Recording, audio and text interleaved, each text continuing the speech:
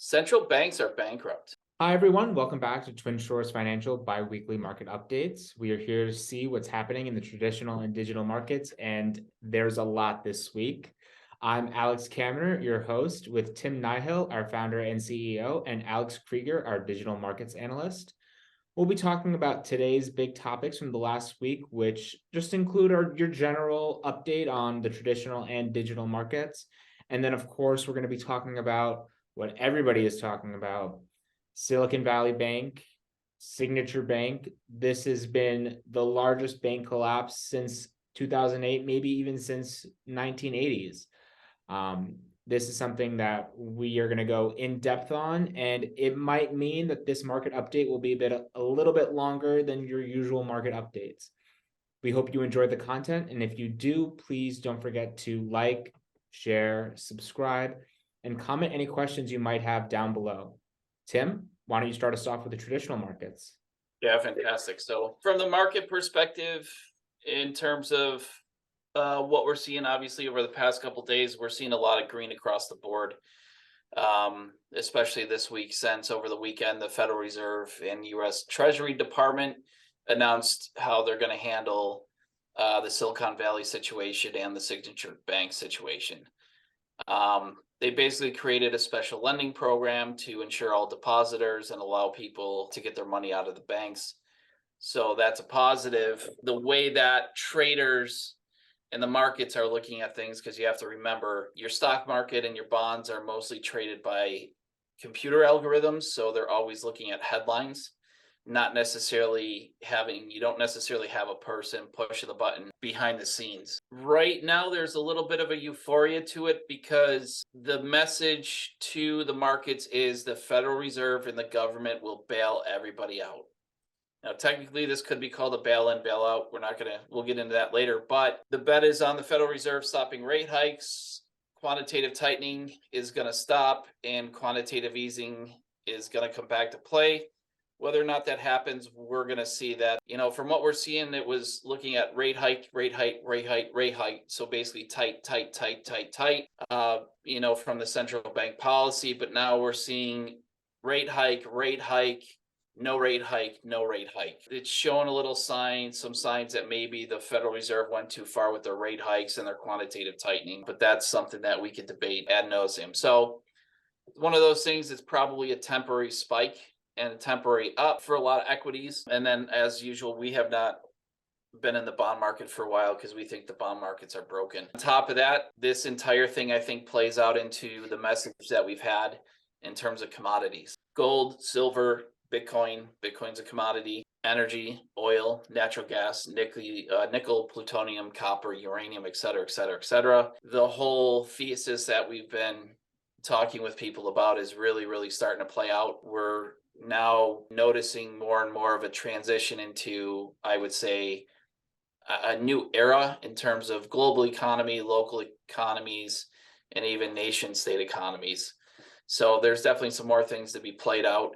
If you look at the United States right now, we're already lining up to go to war with China, and rumblings is that we're going to be going to war in 2025. That is what it is. Usually, whenever the U.S. goes to war, that means that inflation and prices go up.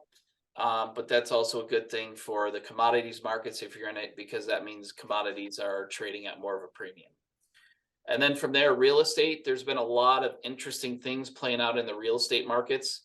We've had mortgage rates that have been spiking all of a sudden due to what happened last week had dropped. We're in a situation now where it's really weird. So you have basically the people that are selling real estate today, they want 2020 prices, right? Like really, really high prices.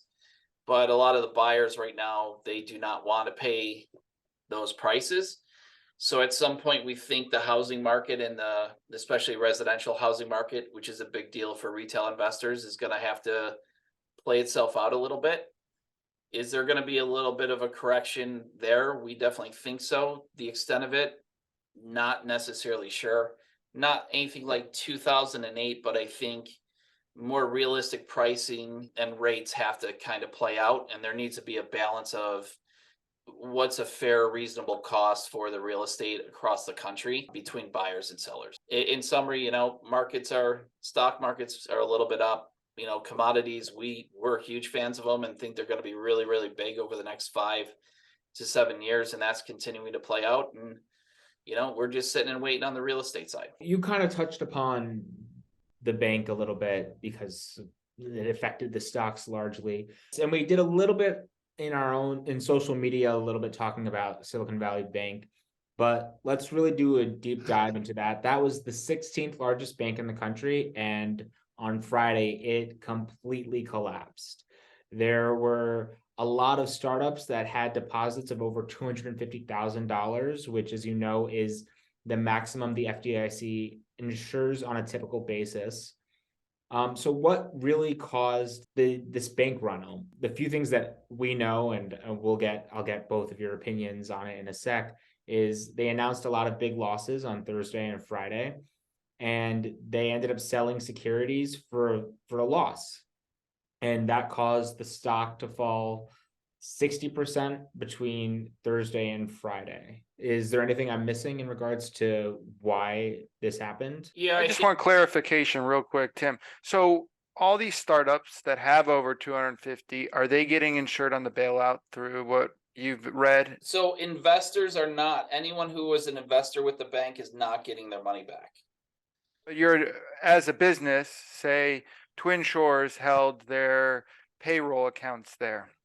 How does that work with that? Like, how would it say you have over 100 employees, you're paying them, you probably have over 250,000 to make payroll. Is that they're a depositor? They're not an investor, are they? Right. So as a company, if we had our bank accounts, right, with the bank and our payroll, what has happened to business owners and businesses and companies is they had no ability to pay payroll. Their assets were frozen for a few days, but due to the injection from the Federal Reserve and the US Treasury, it covered everything. They're using a blend of FDIC and then the blend of this new lending program to bail out all depositors, and I've seen it's irregardless of size. It begs the question with Signature. We know First Republic's in trouble. We know Schwab is in trouble. Comerica's in trouble. Western is in trouble. Regions is in trouble. Citizens Bank, which is a regional bank in Massachusetts up here, is in trouble. The FDIC will only apply to $250,000 in deposits, not anything above that.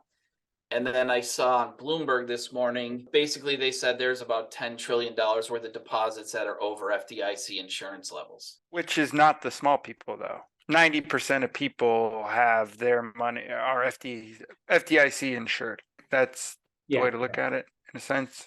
The average American is FDIC insured. If that bank goes down, I don't see.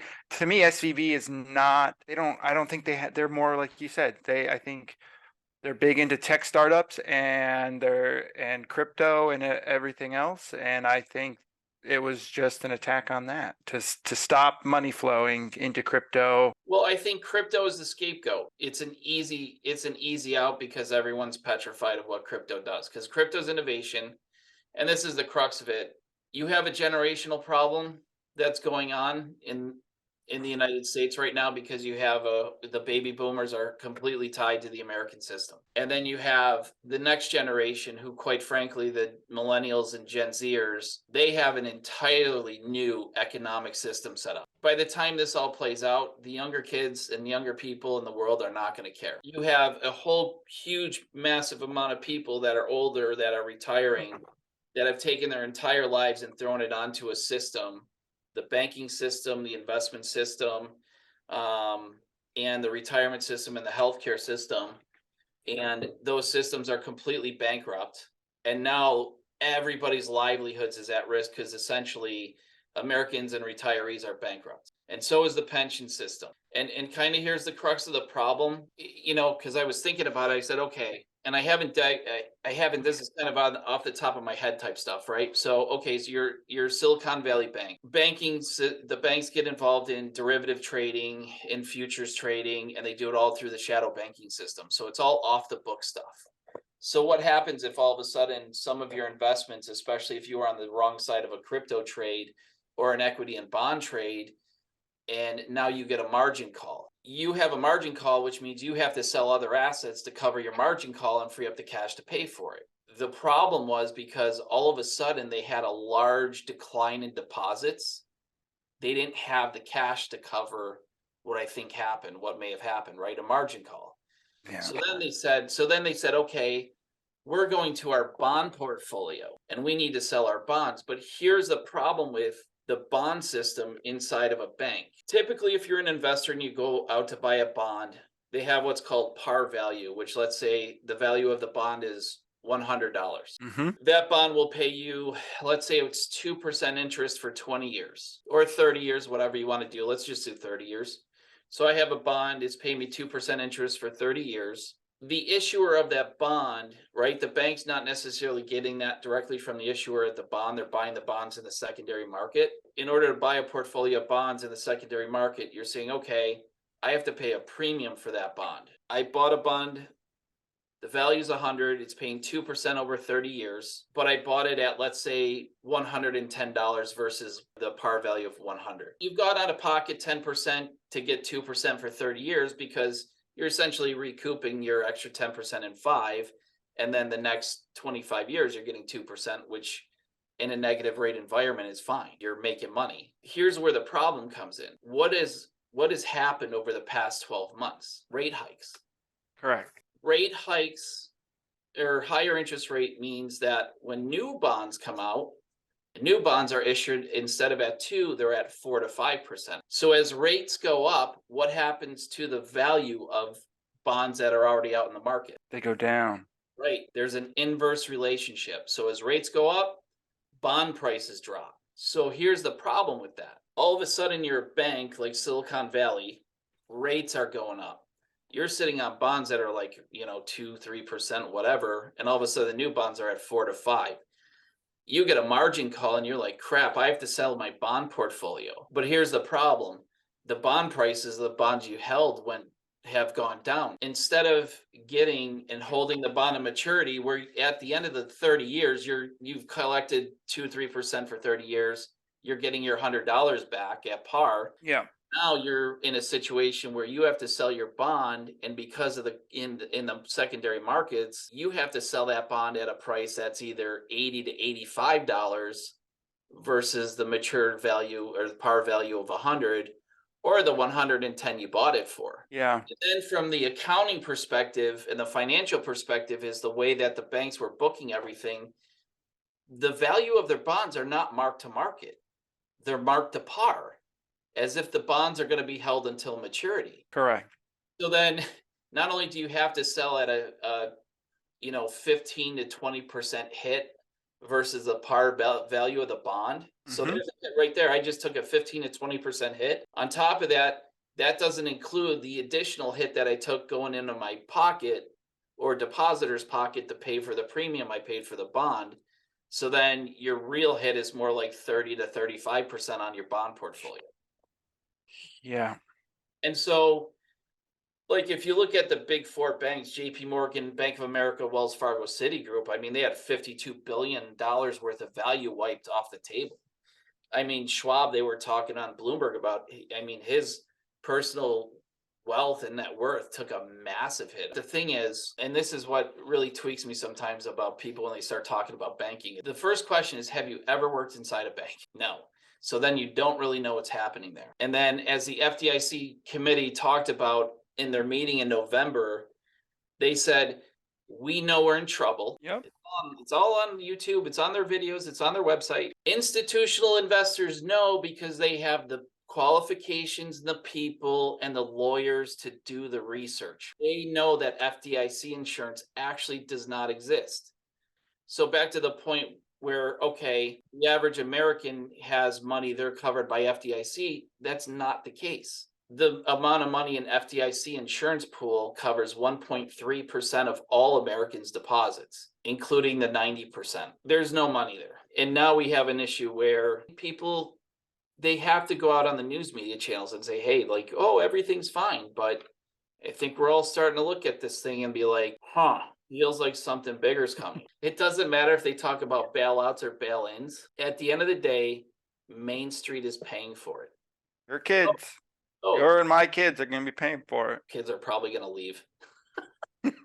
But so that's the crux of it, and that's the situation you get into in these bond markets, and these financial institutions and banks have an issue with, because if they run into a problem, especially if they're playing off the books, I mean, just go research the crap. I don't even know how Deutsche Bank is still in business. I mean, they went bankrupt 10 years ago. We've been talking about like, hey, listen, these aren't safe havens. You know, I know that in my financial institutions that I use, and everyone's like, well, what do you do with your money? Well, you can go into a brokerage account. You don't have to go to a traditional bank. Have my brokerage account. I have all my cash in there. I can buy FDIC backed money markets and insured products, which give me the same protections.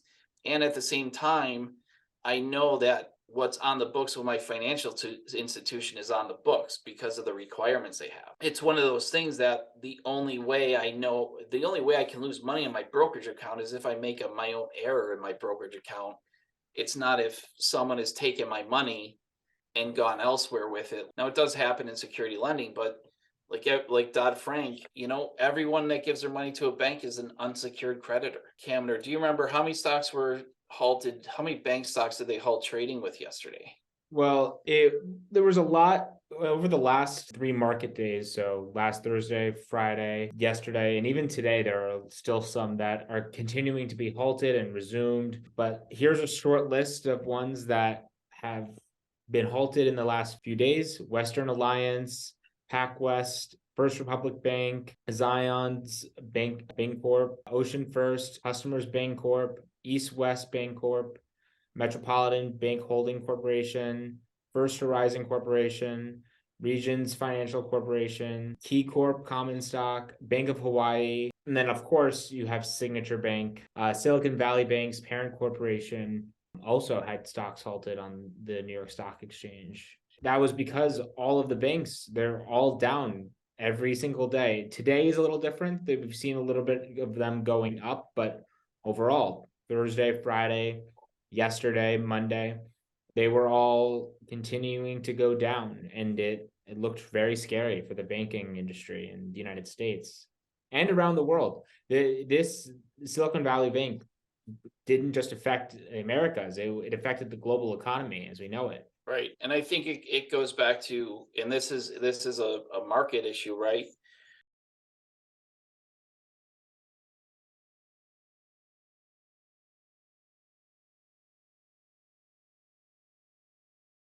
Central banks are bankrupt. Why do you think they're buying gold? It's a big problem. Month over month, the amount of gold they hold, it's up. I think last month it was up 18%. China's and all the other BRICS countries. Yeah, the central banks, I either got this off Seeking Alpha or Bloomberg. Central banks have in the past 12 months bought more gold than they have in 55 years. Yep, I saw that. And the other thing that really I think about too from a wealth management perspective. So if I'm somebody that has money with Schwab or First Republic, because First Republic has a pretty high-end wealth management business. And this is something with some of the real estate companies that we do due diligence on, where they have one thing that they specialize in, right? Like storage units, which, you know, we could talk about all day. There's one asset class that's, you know, works in a recession and depression, and it's recession proof, and that's storage, believe it or not. Makes sense. You know, you have companies that will go out there, they have their focus on what they do and they stick to it and they do a really good job. But once you start to see them say, oh, we're going to do this over here and then this over here and then this over here without any expertise in it, that's when you start to see that they might be in some trouble. It usually affects everyone across the board that's a client. And I think about, you know, the Schwab and the First Republics. I mean, these have really, really big wealth management arms. Their clients on either side of the house are going to be feeling the ramifications of what's going on. Yeah, I also wanted to talk about quickly Signature Bank of New York. It's one of the largest banks in the state that we've seen collapse as well. So on Friday, it lost 20% of their deposits. And it was seized by the government on Sunday. What was scapegoated was cryptocurrency again. Yeah, and that's the last bank.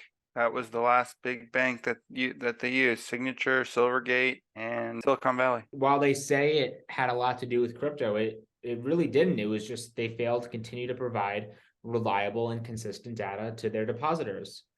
If you look at, right, and if you look at Silicon Valley Bank, KPMG in the audit in the week before gave them a green light and a go order on their audits. I mean, that's 1 week before it collapsed. Moody's came out. Yeah, rating Moody. agency. Yeah, I was about to say that. Moody gave the credit of the U.S. credit downgraded to stability or unstable. U.S. banking system to be unstable. Yep, they downgraded it to a negative. That was on CNBC this morning. It's either right CNBC or is it MSNBC? Well, before we get into that, I just wanted to quickly close off the Signature Bank debacle by saying that the New York governor came out recently saying that while taxpayers will technically not be paying off and bailing out the bank, they're going to be using the fees that people who use the bank like pay. So it's basically the same thing. It's the people are going to be bailing out the bank. Well, don't they normally, the bank takes those fees as a profit? So in other words, they're just taking it from the bank's profit. Well, theoretically, right, but at the end of the day, it's still the Depositors' hard-earned money. Yes. Yeah. still No, I cost. totally agree. I was just pointing out that fact. Technically, the bank earns the money, but it's a profit for the bank by taking it from their customers for fees and other malfeasance things that happen. And something that I had been reading on Bloomberg and Yahoo Finance and just over the weekend is with the government coming in and taking over and saying that all depositors for Silicon Valley Bank will be getting their deposits back by Monday. And they're creating this lending program. Right. And I think the other thing too that people should be aware of. One of the things that I came across yesterday was like it's everybody's fault. Both sides, okay? So let's just take the politics out of things. Correct. If you really want to get to the crux of the problem and really why the banking system is not safe, go back to 1999 when the United States government removed the Glass-Steagall Act and allowed investment banks and banks to become and merge one and operate under the same roof. Before that happened, you could not have a traditional bank and depository function teamed with investment bankers from Wall Street. So basically what they did in 1999 is they said, hey, Main Street America, we're giving all your banking money and your safe money to Wall Street. That's everything that we wanted to talk about in regards to the banking system. But the last thing that I wanted to mention actually has more to do with cryptocurrency, and we'll transition into there in a second. But if we look at some news came out of Coinbase this past weekend where they stopped trading US dollars to USDC. They just kind of halted all USDC trading. And that's because Circle had $3.3 billion of USDC backed by their deposits in Silicon Valley Bank. I just wanted to get both of your opinions on that. Is this something that we need to worry about with stablecoins as a whole in the future? Yes. So what Circle does is they have, I think it was 3 to 5% of all the cash on hand goes into 3 or 8 or 5 of those different banks that they said that they use, right? So they have cash on hand, and then all the rest of the reserves go into short yield treasuries. I think it was 30-day treasuries. I don't know the treasury market too well, so I couldn't tell you exactly what they're in, but I know they're in treasuries with the rest of the majority of it is in 30 low time frame treasuries. What the bank should have done, in a sense, not be in 10-year treasuries with the prices changing if they knew it was going to go up or down. Doesn't make much sense. Seems like incompetency to me. So if this is a pattern through most stable coins, I assume it's most of the bigger ones. Well, that's why you saw the depeg. So Right. DAI, FRAC, and all these decentralized stable coins, their treasuries or their reserves are USDC. And when USDC depegs, that brought all those stable coins down because they're backed by the USDC. And how do they know if the USDC is in the bank? or the actual cash is in the reserve of the bank. So is there something that can be done that you think can shift it so it's not like Yeah, and this? audit on your bank, audit on all the banks, right? Have proof of reserves to show that your money's there. Like on a blockchain, like what they have to do for these crypto companies. Like they talk about regulation and all this stuff. I guarantee you crypto companies have more regulations and do more regulated stuff than these banks do. It's all on the blockchain. It's all visible of what they're doing. Well, I think I think one of the things to pay attention to, because I saw some stuff yesterday that came out from Bank New York Mellon talking about the future of finance and tokenization. What people don't understand is there's an opportunity for greater privacy and more protection in the blockchain world than what you get today in traditional finance. And we're really seeing the effects of what's called stakeholder capitalism, which has become a massive, massive problem. And it's leading to this situation and situations like these. I think this is definitely something that we need to keep an eye on. Yeah, and I think going back to the banking quickly, the interesting thing, whether this is true or not, I think we'll have to see the numbers. So, because Cameron, you were talking a few months ago about the piloting program for the digital US dollar. Right. And the White House issued a whole order around investigating the digital US dollar in 2022. What was that, April, Krieger? Yeah, it was right before the Bitcoin conference that we went to. So that would be, right at the beginning of May, April, and about a year ago, around today, right? Around here, I would say. I don't believe in conspiracy theories and I don't believe in coincidences. I don't play that game, and things exist because they exist. My thing is, okay, so if you read a lot of stuff on the World Economic Forum and what they want the future of finance to be, and what they're framing it to be, it would be very interesting if everyone in America went to the big four, which seems to be happening after people are getting scared out of their small local regional banks. And then all of a sudden, all the accounts and all the cash flow goes to the big four. And then magically we come out with a digital dollar. And then whoever doesn't switch to those is kind of in limbo, parallel economy gets left behind. Yeah, maybe not. I think that's where it's going to play out. It's one of those things where China, Russia, Saudi Arabia, including Dubai, let's say the Middle East, and India, and probably even Japan at some point, the BRICS, they're not going to play. No, those are all the countries that are buying up all the gold every month and increasing their gold presence and value with the amount of gold they own. So, and that's what I said. I like Robert Kiyosaki's stuff because he's an entrepreneur, right? Kind of like-minded stuff. And if you see his interview last night on Fox News, listen to what he's saying, because banks, pensions, and retirees are in trouble. And it's because no one's talking about this.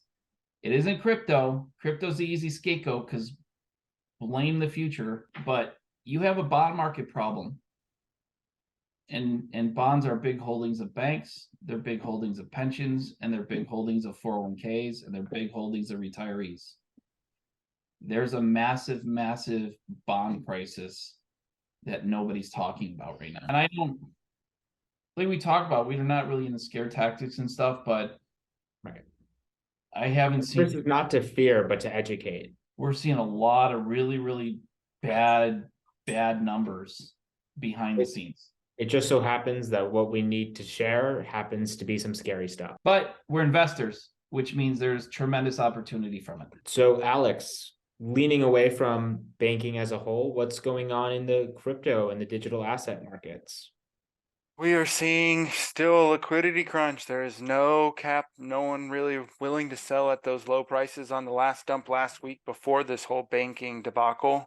I think we hit 14, mid 14s was the lowest it went, and then we ripped all the way to 17 in Ether. And then same with BTC, it fell to 19 and it couldn't break 19 and went back up. Hit 26. So that was what, 2 weeks ago? Just a little over? Oh, no, it hit 26,000 this morning. Oh, yeah, there was $2 billion worth of liquidations, short liquidated in the past 3 days. So, Ouch. Yeah, a lot of money changing hands. Man, Crazy time. I hope they didn't have to sell their bonds to cover. Right. Other than that, I could see us playing in this range. I still think we have room to go up. Look, maybe around BTC and high low 28s, maybe high as 32,000 to the next correction. I do know Binance with the problem with Paxos and the Binance dollar, they with their insurance fund that they have in Binance dollar, they will be allocating all that cash to BTC Ether and BNB coin. I would see a price increase, in my opinion, coming in the future to like what I just said, 32,000 for BTC, and I would say low 2000s for ETH, Awesome. 22-ish. Sounds good to me. I like not I like seeing red. That's all I care about. I like sideways so we can accumulate more. Well, I think that's everything that we have. On behalf of Twin Shores Financial, thank you guys all for tuning in. If you enjoyed it and want to keep up to date on the markets, please tune in every other Thursday for all your financial information. Don't forget to like, share, and subscribe. If you have any questions, please comment them down below. And this is something new. We will start to be putting articles that we reference in the description down below. So if you want to do a deeper dive and do your own homework, please check out the links down below. Tim, Alex, any last words? No, have fun, everyone. Not your keys, not your coins.